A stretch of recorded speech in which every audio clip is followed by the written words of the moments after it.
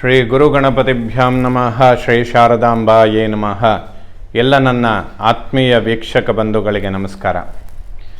ವೀಕ್ಷಕರೇ, ಶ್ರೀ ಕ್ರೋಧಿನಾಮ ಸಂವತ್ಸರ, ಉತ್ತರಾಯಣ, ಗ್ರೀಷ್ಮ ಋತು, ಆಷಾಢ ಮಾಸ, ಜುಲೈ ತಿಂಗಳ ಮಾಸ ಭವಿಷ್ಯವನ್ನು ತಿಳ್ಕೊಳ್ಳುವಂಥ ಪ್ರಯತ್ನ ಮಾಡೋಣ. ವೀಕ್ಷಕರೇ, ಜುಲೈ ತಿಂಗಳಲ್ಲಿ ಬದಲಾಗುವ ಗ್ರಹಗಳನ್ನು ಒಮ್ಮೆ ನೋಡೋಣ. ಜುಲೈ 6ನೇ ತಾರೀಕು ಶುಕ್ರ ಕರ್ಕಾಟಕ ರಾಶಿಯನ್ನು ಪ್ರವೇಶ ಮಾಡ್ತಾನೆ. ಜುಲೈ 12ನೇ ತಾರೀಕು ಕುಜ ವೃಷಭ ರಾಶಿಯನ್ನು ಪ್ರವೇಶ ಮಾಡ್ತಾನೆ. ಜುಲೈ 16ನೇ ತಾರೀಕು ಸೂರ್ಯ ಕರ್ಕಾಟಕ ರಾಶಿಯನ್ನು ಪ್ರವೇಶ ಮಾಡ್ತಾನೆ. ಜುಲೈ 19ನೇ ತಾರೀಕು ಬುಧ ಸಿಂಹ ರಾಶಿಯನ್ನು ಪ್ರವೇಶ ಮಾಡ್ತಾನೆ. ಇದೇ ಜುಲೈ ತಿಂಗಳಲ್ಲಿ ಅಂತ್ಯಭಾಗ ಅಂದರೆ 31ನೇ ತಾರೀಕು ಶುಕ್ರ ಕರ್ಕಾಟಕ ರಾಶಿಯಿಂದ ಸಿಂಹ ರಾಶಿಯನ್ನು ಪ್ರವೇಶ ಮಾಡ್ತಾನೆ. ಈ ರೀತಿಯಾಗಿ ಬದಲಾಗುವಂತಹ ಎಲ್ಲ ಗ್ರಹಗಳಿಂದ ಜುಲೈ ತಿಂಗಳಲ್ಲಿ ವೃಷಭ ರಾಶಿಯವರ ಮಾಸ ಭವಿಷ್ಯ ಹೇಗಿರುತ್ತೆ ನೋಡೋಣ. ಜುಲೈ 16ನೇ ತಾರೀಕು ಸೂರ್ಯನ ಪರಿವರ್ತನೆ ಅಂದರೆ ಸಂಕ್ರಮಣ ಅಂತೇನು ಹೇಳ್ತೇವೆ, ಅಲ್ಲಿಂದ ದಕ್ಷಿಣಾಯಣ ಅನ್ನುವಂಥದ್ದು ಪ್ರಾರಂಭ ಆಗುತ್ತೆ. ಅದೇ ರೀತಿಯಾಗಿ ಜುಲೈ 21ನೇ ತಾರೀಕು ಗುರು ಪೌರ್ಣಮೆ, ಭಾನುವಾರದ ದಿವಸ ವ್ಯಾಸಪೂಜೆ, ಗುರುಗಳ ಒಂದು ಚಾತುರ್ಮಾಸ ವ್ರತ ಪ್ರಾರಂಭ ಆಗುವಂತಹ ದಿನಗಳಾಗಿರುತ್ತೆ.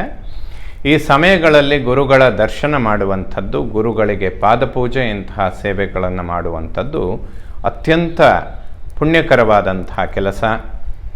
ಜ್ಯೋತಿಷ್ಶಾಸ್ತ್ರದಲ್ಲಿ ಗುರುಬಲ ಮತ್ತು ಶನಿಯಿಂದ ಉಂಟಾಗುವಂತಹ ದೋಷಗಳು, ಕುಜದೋಷ, ಈ 3 ವಿಚಾರಗಳು ಹೆಚ್ಚಾಗಿ ಪ್ರಬುದ್ಧಮಾನಕ್ಕೆ ಬರುವಂಥದ್ದಿರುತ್ತೆ.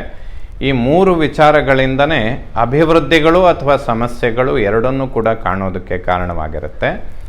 ವೃಷಭ ರಾಶಿಯವರಿಗೆ ಜನ್ಮರಾಶಿಯಲ್ಲಿ ಗುರು ಇರೋದರಿಂದ ಜನ್ಮಗುರು ಹಲವಾರು ನೋವುಗಳಿಗೆ ಕಾರಣಗಳನ್ನು ಉಂಟು ಮಾಡ್ತಾನೆ ಅಂತ ಹೇಳುತ್ತೆ. ಆದರೂ ಕೂಡ ಉಚ್ಚಚಂದ್ರನಿಗೆ ಗುರುವಿನ ಸಂಬಂಧ, ಅವರಿಬ್ಬರು ಪರಸ್ಪರ ಮಿತ್ರರಾಗಿರೋದ್ರಿಂದ ಒಂದು ಗಜಕೇಸರಿ ಯೋಗವನ್ನು ಕೂಡ ಎಕ್ಸ್ಪೆಕ್ಟ್ ಮಾಡ್ಬೋದು.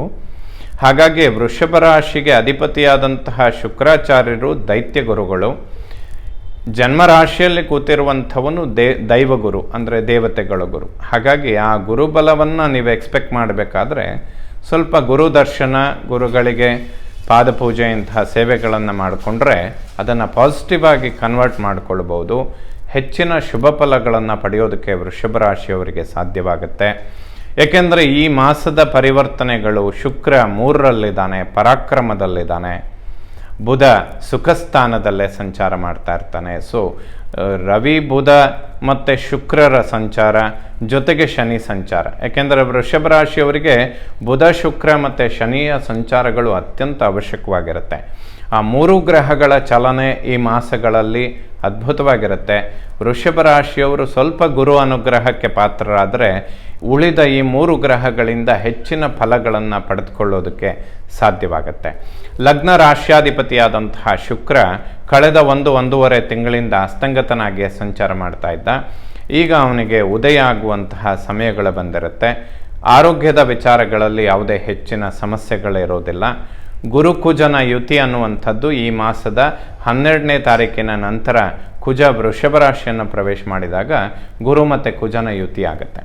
ಸ್ವಲ್ಪ ಶರೀರದಲ್ಲಿ ಉಷ್ಣ ಪ್ರಕೋಪಗಳು, ಯಾಕೆಂದರೆ ರಕ್ತಕಾರಕನಾದಂತಹ ಕುಜ ಅಗ್ನಿತತ್ವವುಳ್ಳಂಥವನು ಆಗಿ ಶರೀರದ ಮೇಲೆ ಸಂಚಾರ ಮಾಡುವಾಗ ಸ್ವಲ್ಪ ಉಷ್ಣದ ಪ್ರಕೋಪಗಳು ಹೆಚ್ಚಾಗುವಂಥ ಸಂದರ್ಭಗಳಿರುತ್ತೆ. ಗುರು ಆರಾಧನೆ ಮಾಡಿ, ಗುರು ಕುಜ ಪರಮ ಮಿತ್ರರಾಗಿರ್ತಾರೆ. ಒಬ್ಬ ರಾಜಗ್ರಹ, ಇನ್ನೊಬ್ಬ ರಾಜಗುರು ಅಂದರೆ ದೇವತೆಗಳ ಗುರು, ಅವರಿಬ್ಬರೂ ಸೇರುವಂಥದ್ದು ಬಹಳ ಶುಭ ಆಗುತ್ತೆ. ಸಪ್ತಮ ಕೇಂದ್ರಾಧಿಪತಿಯಾದಂತಹ ಕುಜ ಲಾಭಾಧೀಶನಾದಂತಹ ಗುರುಬ್ರಹ್ಮನ ಯುತಿಯಲ್ಲಿ ಬಂದರೆ ಬಹಳ ಶುಭ. ಇನ್ನೊಂದು ದಿಕ್ಕಿನಲ್ಲಿ ವ್ಯಯಾಧಿಪತಿಯಾದಂತಹ ಕುಜ ಅಷ್ಟಮಾಧಿಪತಿಯಾದಂತಹ ಗುರುವಿನ ಯುತಿಯಲ್ಲಿ ಜನ್ಮಲಗ್ನದಲ್ಲಿ ಬಂದಾಗ ಆರೋಗ್ಯಕ್ಕೆ ವ್ಯತ್ಯಾಸಗಳನ್ನು ಕೊಡೋದಕ್ಕೂ ಕೂಡ ಅವರಿಗೆ ಶಕ್ತಿ ಇರುತ್ತೆ. ಇದಕ್ಕೆ ಗುರು ಆರಾಧನೆ ಮಾಡಿ, ವ್ಯಾಸ ಪೌರ್ಣಮಿಯ ದಿನ ಗುರುದರ್ಶನ ಅಥವಾ ವಿಷ್ಣುವಿನ ಆರಾಧನೆ ಮಾಡುವಂಥದ್ದು ವೃಷಭ ರಾಶಿಯವರಿಗೆ ಸ್ವಲ್ಪ ಅವಶ್ಯಕವಾಗುತ್ತೆ. ಇನ್ನು ದ್ವಿತೀಯ ಕುಟುಂಬ ಸ್ಥಾನಾಧಿಪತಿಯಾದಂತಹ ಬುಧ ಪರಾಕ್ರಮದಲ್ಲಿ ಸಂಚಾರ ಮಾಡ್ತಾ ಇರ್ತಾನೆ. ತದನಂತರದಲ್ಲಿ ಸಿಂಹರಾಶಿ ಸುಖಸ್ಥಾನವನ್ನು ಪ್ರವೇಶ ಮಾಡ್ತಾನೆ. ಕುಟುಂಬದಲ್ಲಿ ಸೌಖ್ಯ, ನೆಮ್ಮದಿ ಇದನ್ನೆಲ್ಲ ಕಾಣೋದಕ್ಕೆ ಸಾಧ್ಯ. ವಿಶೇಷ ಧನಾಗಮನಗಳಾಗತ್ತೆ. ಯಾಕೆಂದರೆ ಬುಧ ಶುಕ್ರರ ಸಂಚಾರ ಇನ್ನೊಂದು 2-3 ತಿಂಗಳು ಆಲ್ಮೋಸ್ಟ್ ವೃಷಭ ರಾಶಿಯವರಿಗೆ ಚೆನ್ನಾಗಿದೆ. ಒಳ್ಳೆ ಪ್ಲ್ಯಾನಿಂಗ್ ಇರುತ್ತೆ. ಯಾವುದೇ ಇನ್ವೆಸ್ಟ್ಮೆಂಟ್ಗಳ ಮೇಲೆ ಯಾವುದೇ ಇನ್ವೆಸ್ಟ್ಮೆಂಟ್ಗಳನ್ನು ಮಾಡುವಂಥದ್ದಿದ್ರೂ ಕೂಡ ಶುಭವಾಗುತ್ತೆ. ಸ್ವಲ್ಪ ಏಕಾದಶದಲ್ಲಿರುವ ರಾಹು ವಿಶೇಷ ಬಾಹುಬಲವನ್ನು ಕೊಡೋದ್ರಿಂದ ಯಾವುದಾದ್ರೂ ಶೇರ್ ವ್ಯವಹಾರ ಅಥವಾ ಬಿಸ್ನೆಸ್ ಇಂಥದ್ದನ್ನು ಮಾಡುವಂಥದ್ದಿದ್ದರೆ ಸ್ವಲ್ಪ ಗುರುಗಳ ಆರಾಧನೆ ಮಾಡಿದರೆ ಶುಭವಾಗುತ್ತೆ. 3ನೇ ಮನೆಯನ್ನು ಒಡಹುಟ್ಟು ಸೋದರ ಪರಾಕ್ರಮ ಸ್ಥಾನ. ರವಿ ಶುಕ್ರರ ಸಂಚಾರ ನಡೀತಾ ಇರುತ್ತೆ 3ನೇ ಮನೆಯಲ್ಲಿ. ಲಗ್ನ ರಾಶ್ಯಾಧಿಪತಿಯಾದಂತಹ ಶುಕ್ರ 3ರಲ್ಲಿರ್ತಾನೆ, ಷಷ್ಠಾಧಿಪತಿ ಕೂಡ ಹೌದು. ಹಾಗಾಗಿ ಒಡಹುಟ್ಟುಗಳ ನಡುವೆ ಮೈತ್ರಿ ವಾತ್ಸಲ್ಯ ಚೆನ್ನಾಗಿರುತ್ತೆ. ಸೋದರರ ನಡುವೆ ಯಾವುದಾದ್ರೂ ವ್ಯವಹಾರಗಳಿದ್ದರೆ ಖಂಡಿತ ಮಾಡಿಕೊಳ್ಬೋದು. ಏಕೆಂದರೆ ಅದನ್ನು ಹಾಗೆ ಡ್ರ್ಯಾಗ್ ಮಾಡಿದರೆ ಸ್ವಲ್ಪ ನಿಷ್ಠುರಗಳಾಗುತ್ತೆ. ಲಗ್ನದಲ್ಲೇ ಗುರುಕುಜರ ಯುತಿ ಆದಾಗ ತುಂಬ ಹೈಪರ್ ಆ್ಯಕ್ಟಿವ್ ಆಗಿ ಕೆಲಸ ಮಾಡ್ತಾ ಇರ್ತಾನೆ ಕುಜ. ಒಡಹುಟ್ಟುಗಳ ನಡುವೆ ಯಾವುದೇ ವ್ಯಾವಹಾರಿಕ ಚಿಂತನೆಗಳಿದ್ದರೆ ಅದನ್ನು ಮುಗಿಸ್ಕೊಳ್ಳೋದು ಒಳ್ಳೆಯದು. ಅದಕ್ಕೆ ಗುರುವಿನ ಅನುಗ್ರಹ ಸ್ವಲ್ಪ ಬೇಕಾಗುತ್ತೆ. ಗುರುಗಳ ದರ್ಶನ ಮಾಡಿ ಅಥವಾ ಗುರುವಿಗೆ ಸಂಬಂಧಪಟ್ಟಂತಹ ಸ್ತೋತ್ರಗಳನ್ನು ಪಠನೆ ಮಾಡಿ ದತ್ತಾತ್ರೇಯ ದಕ್ಷಿಣಾಮೂರ್ತಿಗಳ ದರ್ಶನ ಮಾಡುವಂಥದ್ದು ವೃಷಭ ರಾಶಿಯವರಿಗೆ ಖಂಡಿತ ಶುಭವಾಗುತ್ತೆ. ಸೋದರಿಯರ ನಡುವೆ ಮೈತ್ರಿ ವಾತ್ಸಲ್ಯ ಚೆನ್ನಾಗಿರುತ್ತೆ. ಈ ತಿಂಗಳ 19ರ ನಂತರ ಬುಧನ ಮೇಲೆ ಕುಜನ ದೃಷ್ಟಿ ಬೀಳುವಂಥದ್ದು ಸ್ವಲ್ಪ ಜೀರ್ಣಕ್ರಿಯೆ, ಡೈಜೆಷನ್ ಇಂತಹ ವಿಚಾರಗಳಲ್ಲಿ ಸಣ್ಣ ಪುಟ್ಟ ವ್ಯತ್ಯಾಸಗಳನ್ನು ಸೃಷ್ಟಿ ಮಾಡುತ್ತೆ. ಅದಕ್ಕೆ ಆರೋಗ್ಯ ಪದ್ಧತಿಗಳನ್ನು ಸುಲಭ ಮಾಡಿಕೊಳ್ಳೋದು ಅಥವಾ ಸುಲಭವಾಗಿ ಜೀರ್ಣ ಆಗುವಂತಹ ಆಹಾರಗಳನ್ನು ಸೇವಿಸುವಂಥದ್ದು ಖಂಡಿತ ಶುಭ ಆಗುತ್ತೆ. ನೋಡಿ, ಗೋಚಾರದಲ್ಲಿ ಎಲ್ಲ ಒಂದು ಫಲಗಳು ಕೇವಲ 30ರಿಂದ 40% ಮಾತ್ರ ಆ್ಯಕ್ಟಿವ್ ಆಗಿ ಕೆಲಸ ಮಾಡ್ತಾ ಇರುತ್ತೆ. ಉಳಿದಂತೆ ನಿಮ್ಮ ಜನ್ಮ ಕುಂಡಲಿ ಮತ್ತು ನಡೀತಾ ಇರುವಂತಹ ದಶಾಭುಕ್ತಿಗಳು ಅತ್ಯಂತ ಪ್ರಮುಖವಾಗುತ್ತೆ. ವೃಷಭ ರಾಶಿಯವರಿಗೆ ಕೃತಿಕಾ ನಕ್ಷತ್ರ, ರೋಹಿಣಿ ನಕ್ಷತ್ರ, ಮೃಗಶಿರ ನಕ್ಷತ್ರ 3 ನಕ್ಷತ್ರಗಳು ಸಂಬಂಧಪಡುವಂಥದ್ದಿರುತ್ತೆ. ಹಾಗಾಗಿ 25 ವರ್ಷದ ನಂತರದವರಿಗೆ ಆಲ್ಮೋಸ್ಟ್ ರಾಹು ದಶೆ, ಗುರು ದಶೆ ಮತ್ತು ಶನಿ ದಶೆಗಳು ಸಾಲಾಗಿ ನಡೀತಾ ಇರುತ್ತೆ. ಸೊ ಈ ಒಂದು ಗ್ರಹಗತಿಗಳ ಫಲಗಳಲ್ಲಿ ರಾಹು ದಶೆಯಲ್ಲಿರುವವರಿಗೆ ಈ ಮಾಸಗಳು ಖಂಡಿತ ಶುಭವಾಗುತ್ತೆ. ಅದೇ ರೀತಿಯಾಗಿ ಗುರುದಶೆಯಲ್ಲಿರುವವರಿಗೂ ಕೂಡ ಖಂಡಿತ ಶುಭ ಫಲ ಅಂತ ಹೇಳ್ಬೋದು. ಶನಿ ಅಂತೂ ಅತ್ಯಂತ ಅದ್ಭುತವಾದಂತಹ ಸ್ಥಾನದಲ್ಲಿ ಸಂಚಾರ ಮಾಡ್ತಾ ಇದ್ದಾನೆ. ಯಾಕೆಂದರೆ ವೃಷಭ ರಾಶಿಯವರಿಗೆ ಇಷ್ಟೆಲ್ಲ ಡೀಟೇಲ್ಸ್ ಯಾಕೆ ಹೇಳ್ತೇವೆ ಅಂದರೆ, ಇನ್ನೊಂದು 4-5 ವರ್ಷದ ನಂತರ 7.5 ಬರುವಂಥದ್ದಿರುತ್ತೆ. ಅದಕ್ಕಿಂತ ಮುಂಚೆ ಶನಿ ಅದ್ಭುತವಾಗಿ ಕೊಡುವಂತಹ ಸ್ಥಾನಗಳಲ್ಲಿರ್ತಾನೆ. ದಶಮ ಕೇಂದ್ರ ಅವನಿಗೆ ಬಹಳ ಶುಭ. ಏಕಾದಶ ಲಾಭಸ್ಥಾನ 3, 6, 11, 1, 4, 7, 10 ಈ ಎಲ್ಲ ಸ್ಥಾನಗಳು ಪಾಪಗ್ರಹಗಳಿಗೆ ಶುಭ ಅಂತ ಹೇಳುತ್ತೆ. ಆ ರೀತಿಯಲ್ಲಿ ಶನಿ ಸಂಚಾರ ಬಹಳ ಶುಭವಾಗಿರುತ್ತೆ. ವೃಷಭ ರಾಶಿಯಲ್ಲಿರುವಂಥವರಿಗೆ ರಾಹು ದಶೆ, ಗುರುದಶೆ ಮತ್ತು ಶನಿ ದಶೆ ಕಂಟಿನ್ಯೂಸ್ ಆಗಿ ಇವೆಲ್ಲ ಇದರಲ್ಲಿ ಯಾವುದೇ ಒಂದು ದಶಾಭುಕ್ತಿಗಳು ನಡೀತಾ ಇದ್ದರೂ ಕೂಡ ಹೆಚ್ಚಿನ ಫಲಗಳನ್ನು ನಿರೀಕ್ಷೆ ಮಾಡ್ಬೋದು. ಇದೆಲ್ಲ ಇದ್ದು ಕೂಡ ಫಲಗಳಲ್ಲಿ ಏನಾದರೂ ಹಿನ್ನಡೆ ಇದ್ದರೆ ಜನ್ಮಕುಂಡಲಿಯಲ್ಲಿ ಏನಾದರೂ ಸಮಸ್ಯೆ ಇದೆಯಾ ಅಂತ ಒಮ್ಮೆ ವಿಮರ್ಶೆ ಮಾಡಿಕೊಳ್ಳುವಂಥದ್ದು ಸ್ವಲ್ಪ ಸೂಕ್ತವಾಗುತ್ತೆ. 4ನೇ ಮನೆ ವಿದ್ಯೆ, ಮಾತೃ, ವಾಹನ, ಸುಖ, ಪ್ರಾಪರ್ಟಿ. 4ರ ಅಧಿಪತಿಯಾದ ಸೂರ್ಯ ಪರಾಕ್ರಮದಲ್ಲಿರ್ತಾನೆ. ಶುಕ್ರನು ಕೂಡ ಅಲ್ಲೇ ಇರ್ತಾನೆ. ಯಾವುದಾದ್ರೂ ಪ್ರಾಪರ್ಟಿ, ಭೂಮಿಗೆ ಸಂಬಂಧಪಟ್ಟಂತಹ ವಿಚಾರಗಳಿಗೆ ಹಣದ ಎಕ್ಸ್ಪೆಕ್ಟೇಷನ್, ಬ್ಯಾಂಕ್ ಲೋನ್ ಅಥವಾ ಈಗಾಗಲೇ ಮಾಡಿಕೊಂಡಿರುವಂತಹ ಬ್ಯಾಂಕ್ ಲೋನ್ಗಳಿದ್ದರೆ ಅದನ್ನೆಲ್ಲ ತೀರಿಸ್ಕೊಳ್ಳೋದಕ್ಕೆ ಖಂಡಿತ ಶುಭ ಸಮಯ.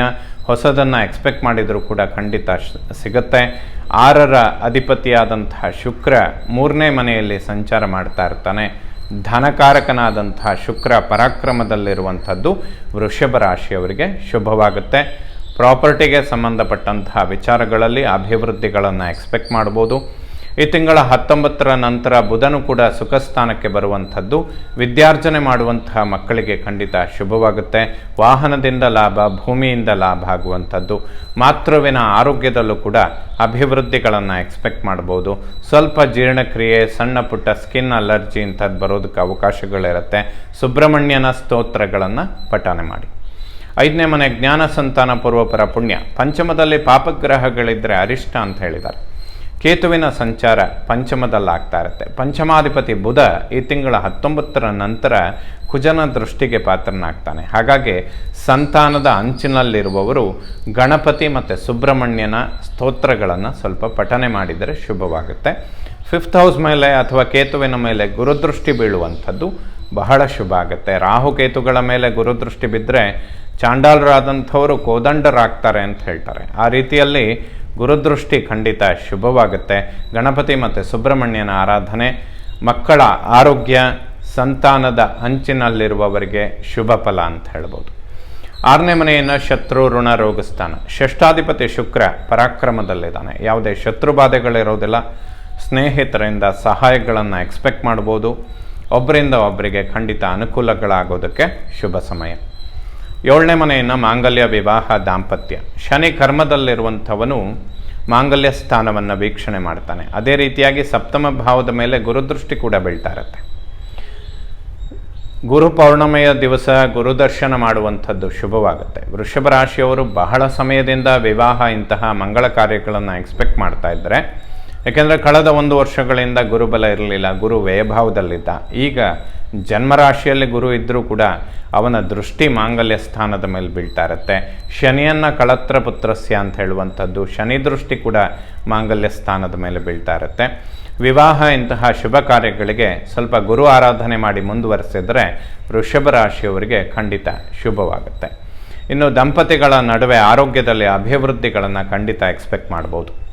ಅಷ್ಟಮ ಮೃತ್ಯುಸ್ಥಾನ. ಅಷ್ಟಮಾಧಿಪತಿ ಚಂದ್ರ ಜನ್ಮರಾಶಿಯಲ್ಲಿ ಸಂಚಾರ ಮಾಡೋದ್ರಿಂದ ಯಾವುದಾದ್ರೂ ಹೊಸ ಇನ್ವೆಸ್ಟ್ಮೆಂಟ್ಗಳನ್ನು ಮಾಡುವಂಥದ್ದಿದ್ದರೆ 1-2 ಬಾರಿ ವಿಮರ್ಶೆ ಮಾಡಬೇಕಾಗುತ್ತೆ. ಏಕೆಂದರೆ ಗುರುಚಂದ್ರ ಯೋಗ ಒಂದು ರೀತಿಯಲ್ಲಿ ಗಜಕೇಸರಿ ಯೋಗ ಅಂತ ಕೂಡ ಹೇಳ್ತೇವೆ.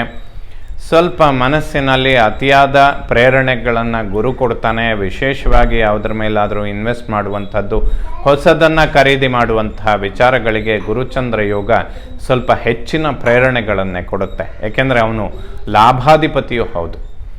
ಆದರೆ ಗುರು ಅಷ್ಟಮಾಧಿಪತಿ ಆಗಿರೋದ್ರಿಂದ ಡೆಡ್ ಇನ್ವೆಸ್ಟ್ಮೆಂಟ್ಗಳಾಗೋದಕ್ಕೆ ತುಂಬ ಅವಕಾಶಗಳಿರುತ್ತೆ. ಹಾಗಾಗಿ ವಿಶೇಷವಾಗಿ ವೃಷಭ ರಾಶಿಯವರಿಗೆ ಹಲವಾರು ವಿಚಾರಗಳ ಮೇಲೆ ಗುರು ಪ್ರೇರಣೆಯನ್ನು ಕೊಡ್ತಾನೆ. ನೋಡಿ, ಪ್ರೇರಣೆ, ಪ್ರಯತ್ನ, ಪ್ರತಿಫಲ 3 ಸರಿ ಹೊಂದಬೇಕಾದರೆ ದೈವಾನುಗ್ರಹ ಇರಬೇಕು, ಹಾಗೆ ಗುರು ಅನುಗ್ರಹ ಕೂಡ ಇರಬೇಕು.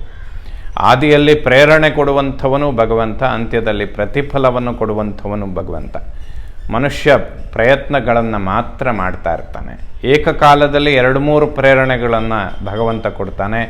ಯಾವ ಮಾರ್ಗದಲ್ಲಿ ಪ್ರಯತ್ನಗಳನ್ನು ಮಾಡಬೇಕು, ಯಾವ ರೀತಿಯಾದಂತಹ ಪ್ರತಿಫಲಗಳನ್ನು ಪಡೆಯೋದಕ್ಕೆ ಸಾಧ್ಯ, ಇದು ಯಾವುದನ್ನು ಕೂಡ ಮುಂಚೆನೇ ನಿಶ್ಚಯ ಮಾಡೋದಕ್ಕೆ ಸಾಧ್ಯ ಇಲ್ಲ. ಹಾಗಾಗಿ ಅಷ್ಟಮಾಧಿಪತಿ ಗುರು ಜನ್ಮರಾಶಿಯಲ್ಲಿದ್ದು ಮನೋಕಾರಕನ ಜೊತೆ ಇದ್ದಾಗ ವಿಶೇಷವಾದ ಪ್ರೇರಣೆಗಳನ್ನು ಕೊಡ್ತಾನೆ. ಅದಕ್ಕೆ ಗುರು ಆರಾಧನೆ ಮಾಡಿದರೆ ಆ ಪ್ರೇರಣೆ, ಪ್ರಯತ್ನ, ಪ್ರತಿಫಲ 3 ಸರಿ ಹೊಂದುತ್ತೆ. ಅದರಿಂದ ಉತ್ತಮವಾದ ಪ್ರತಿಫಲಗಳನ್ನು ಪಡೆಯೋದಕ್ಕೆ ಸಾಧ್ಯವಾಗುತ್ತೆ. 9ನೇ ಮನೆಯನ್ನು ಭಾಗ್ಯಸ್ಥಾನ. ಭಾಗ್ಯಾಧಿಪತಿ ಶನಿ ಕರ್ಮದಲ್ಲಿದ್ದಾನೆ. ಕೇಂದ್ರಾಧಿಪತ್ಯ ಪಾಪಗ್ರಹಗಳಿಗೆ ಶುಭ. ಭಾಗ್ಯೋದಯಗಳನ್ನು ಎಕ್ಸ್ಪೆಕ್ಟ್ ಮಾಡ್ಬೋದು.